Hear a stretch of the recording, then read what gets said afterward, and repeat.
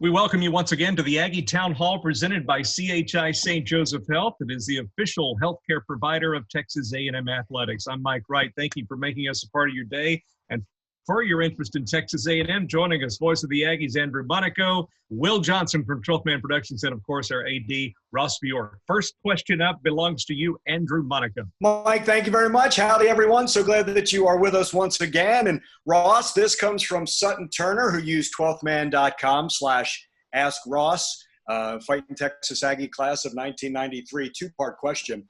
In a state where our 14-day straight of lower numbers might come soon, do you think student athletes could come back to campus to work out, get nutrition, tutoring, and continue with online classes this summer? He also wants to tell you that amazing job of communicating and being so available during this crisis. He thinks it's a great display of leadership. Howdy, Sutton. Appreciate the question and greetings to everyone here on the call. We've all still got our social distancing beards going, Will. I don't think Mike and Andrew can grow one, so I think they're jealous. This doesn't look good. Ross, I can't grow one in that color. Mine would be a whole lot grayer. I'm telling you that right now. I'm getting a little gray right here, but we're learning new ways to groom ourselves with all this stuff. But it's a great question, and we're hopeful and we remain optimistic. We haven't really reached a date per se where we've had anything to tell us that we can't, return. But we haven't been able to say that we can yet, right? And so as we speak right now, it's a little after 3 o'clock on Monday. Governor Abbott was doing a press conference at 2:30 today, and we'll dissect that and we'll adapt to that, whatever he says. Sounds like it's a phased reopening. And so we'll get details on that. And that'll really guide us in a lot of ways. The university is also a guide in all of this, and we have to work with them on the leadership. And so we have good data in Texas. We have good trends. We have good medical support. Our hospitals are not overwhelmed in the state of Texas. So we have a lot of good things on our side. We just haven't been given that clear signal yet. But I think as we get into early May, I think we'll be able to map out timelines in a much more, definitive manner. May not be ready quite yet, but I think timelines can be a little more clear as we get into these first couple weeks in May. So it's an evolving topic. It changes, by the day with different announcements and different protocols and things like that. And we're staying on top of it constantly as an athletic program. Ross, the second part of his question is, do you and the university have a date that says if the players are not back and not getting in shape again, that we won't play that game on September 5th? Most of our feedback, talking to our football coaches, working through the SEC, we've worked with our sports medicine folks, our strength and conditioning staff. We have a sports science expert here on our staff. Most of them say you need 6 to 8 weeks to really prepare. And that includes training camp. That includes your fall practice lead up to the first game, 6 to 8 weeks. Now, could you do it with 4? Perhaps, but that's going to take probably some virtual training, before that happens. So, we really need to be back on campus. We believe by July 1st. Anything past that, you're going to have to either accelerate things or do some things virtually to get ready. But that's kind of what's in our mind is July 1st. And again, we have time. We don't need to make any of those kind of decisions yet. But in talking to coaches, medical experts, trainers, sports science people working within the SEC, we think July 1st is that date. But again, that's still a moving target based on all these other things that are happening around us. Ross, a similar type question, but we wanted to throw this in because it comes directly from one of our student athletes, who is Sam Thornton. He's with the swimming and diving program. That means he's class of 2020. And we have an affection for Sam because he's a student worker with us at 12th Man Productions too. So from the United Kingdom, Sam asked kind of what we've been talking about. Do we have an updated estimate when sports can continue practicing? He's just curious because he and his team were wondering, but this is also a chance for you to address a student athlete directly. Now that's cool that Sam is paying attention. That means our student athletes are paying attention to either Twitter or our website or something, right? Getting updates from the United Kingdom. So, Sam, hopefully you're staying well over there across the seas. But that's really what we just talked about. I really do believe that based on again what we learned from the governor, again how will our campus and universities adapt to what the state rolls out. I think will allow us to, again, may not be quite there yet, but at least allow us to start planning things as we move forward. And I really want to see, where we are these first couple weeks in May, because I think that'll give us the timelines that we need. We do know that the first summer session starts on May 25th for summer school. Now that's online, but how are we servicing our student athletes? Are we able to bring people back in smaller groups? Can we have, academic sessions? Can we, open up, things in maybe smaller groups?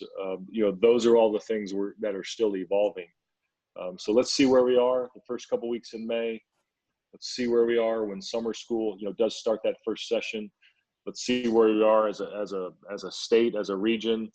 And the most important thing we want safety and we want health, but we also know that our student athletes are yearning to get back to their craft. We keep hearing that. And we want to do everything we can to get them back, as safely, but as soon as possible as well. Ross Blake is a member of the class of 2021 from Spokane, Washington, and writes in with your loaded question of the day. He says, as a young student that has ambitions to become an athletic director like you, what can be taken away from this particular period of time? Boy, I was, it was funny. I was typing up early this morning, just kind of getting organized. I was typing up all the new words that we've learned that we didn't even, they were out there obviously, but we weren't saying them. They weren't part of our vocabulary. One of them was, I heard the U.S. Army, they're not saying social distancing. They're saying tactical dispersion. So I think that's what we need to start saying is tactical dispersion in our vocabulary. So we've learned some new words, Blake, that's for sure. But I think one of the things that is going to come out of this is, we're doing this session right now in a virtual setting, and, bam, we're going to be able to get this out there to thousands of people in the matter of minutes. And so I think the way we utilize technology to engage with, our fans and our constituents and our donors and our students, and, I've seen so many positive things. I think the way the NFL operated the draft in a virtual setting where you actually saw some raw emotion, in the homes, of these young men and their families. I think that was really powerful and really cool. So I think technology is something that we're going to be able to utilize.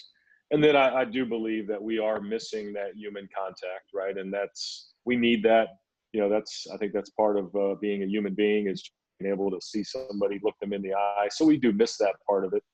But I think the sort of, these new technologies that are emerging and in ways to engage people that we didn't think of before, I think is going to be something that we do take away from this. And the other thing is the financial, impact. And that could be severe in some ways, but it could also make us more efficient, where we realize, hey, maybe we really don't need that. And we can save on that and deploy those resources elsewhere. So there's going to be a lot of aftermath and sort of a debriefing that goes on, but those are some of the things that come to mind. Ross, Matt used the hashtag #AskRoss on Twitter, and he asks, can we stick to one signature sing-along song at football games? Like if you're going to play in Texas, he thinks that song did really well and could be a fun thing in games to come. Hey, I'm all for it. We have, we're doing these meetings called 365. So football 365, men's basketball, women's basketball, soccer, and we talk about all these fan experience things. So I think what we need to do is have one of you guys take that to the football 365 meeting, put it on the agenda, and let's talk it through, right? What do you think about that? I'm thinking Mike at Kyle could kind of just start singing from the booth. Or he could just No, he could not have gonna the happen. playlist. He could have the playlist and just hit play. But Andrew, we, if Mike sung it, I don't think it'd catch on. Yeah, that's Yeah. right. No, I think, we do a lot of survey, we do survey work, and we hired Michael Thompson to oversee all of our external relations. And, this is part of what we want to do is gather, this type of, feedback. And if there's things out there that obviously, tradition is big time here at Texas A&M, and we don't want to disrupt tradition, but if there's cool elements that we can, integrate, let's hear them out and let's see if they work. Ross, talk of the new uniform has been big this summer in regards to the football team. But Pete from Twitter, he wants to know, Mr. Bjork, why is A&M still Adidas? This is a legit concern among most alum. Oh, wow. I haven't heard it was a legit concern. According to Pete, it is. Adidas, by all accounts, I've worked with them at another institution. When I was at UCLA, I worked with them for 5 years, and they have a great company. They're one of the best in class in this realm, sports apparel, equipment. And, their strategy is they like to go and really secure, a very few amount of partners and sponsors, sponsoring universities. And so we're one of an elite group that Adidas has versus, Nike. Their approach is we want to try to get as many people as possible. So with that, we get more attention, we get more specialty things, and then frankly, the financial bottom line is one of the top, agreements in the country. So there's a lot of factors that go into that, but it's a great contract. It does expire in 2022, and we're talking to Adidas about what the future holds. And so we think that A&M should be a premier property in all of college sports in this category. And Adidas, once we get through all this COVID-19 process, we think our viability for Adidas will be at the highest end of their priorities. So it could be a really sizable agreement that we can strike with Adidas, once we get back to the discussion table. Ross, before we wrap up for this week, I don't want to leave anybody else, so guys, help me. We had Courtney, you had Kendrick, you got Justin, and you got Braden.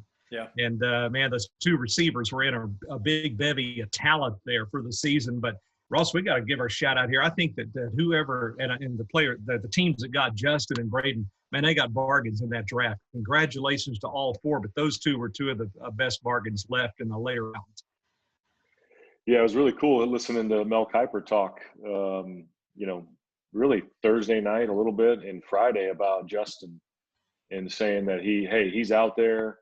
He's one of my top guys. Can't believe, hasn't gone yet. So I think there's no doubt that the Ravens got a steal there in the third round. And then I tweeted about Braden. I said the Jets are going to have to change their name to the Bombers, right, or the Rockets after they see him kick the ball. So he's a great young man. He's one of the most interesting, young mans I've been around. Kickers are kind of unique anyway. But it was really cool getting to know Braden this year, and he was always so friendly and professional, and just a neat guy. I think the fans are going to love him in New York. Yeah, and he'd take your head off in tackling too. That's what I loved about the guy on special teams. Oh yeah, he's not afraid. Absolutely. That's right. Hey, Andrew, thank you. With missiles too, in reference to missiles. Exactly. Yeah. All right. That'd be our intro too. Will Johnson, Andrew Monaco, thanks as always for joining us on this segment. Ross Bjork, it's an honor being with you as always during these trying times, and thanks for being so accessible. We do appreciate your time. Absolutely. We'll see everyone soon. Thank you. Absolutely. Our town hall is presented by CHI St. Joseph Health, the official healthcare provider of Texas A&M Athletics. Until next time, everybody stay safe out there and giggle.